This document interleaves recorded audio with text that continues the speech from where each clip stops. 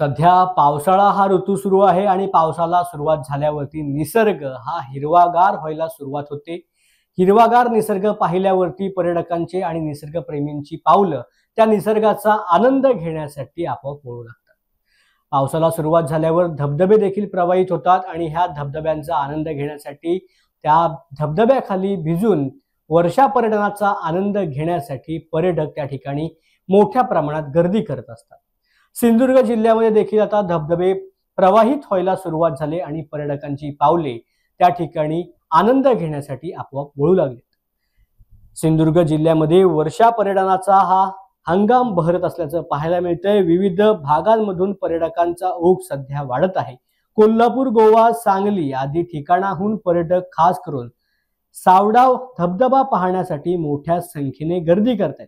सावडाव हा कणकवली तालुक्यामधील निसर्गरम्य असा धबधबा असून सुरक्षित आणि स्वच्छ या परिसरामुळे पर्यटकांचे खास आकर्षणाचा केंद्रबिंदू हा धबधबा ठरतोय।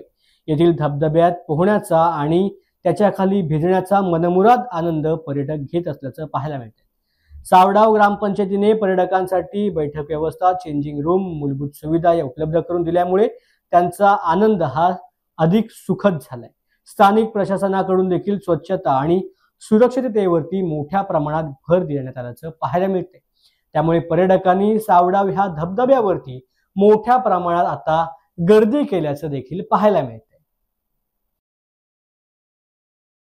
ऍक्च्युली ऐकलं होतं सावडाव बद्दल। आम्ही कणकवलीमध्ये राहतो, गानवली कृष्णनगरीमध्ये। ऐकलं होतं की फार सेफ असा जो आहे हा वॉटरफॉल आहे।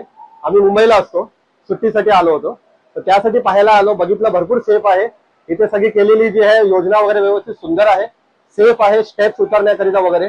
आणि सगळ्या फॅमिलीला घेऊन या पाण्यामध्ये उतरून आपल्याला गुडघ्यापर्यंत पाणी आहे, म्हणजे असं जीवाला हानी असं काही नाही आहे। फार सुंदर ही ठिकाण आहे आणि सुचवतो मी सगळ्यांना या आणि इकडे याचं मजा घ्या। माझं नाव अजय साळसकर।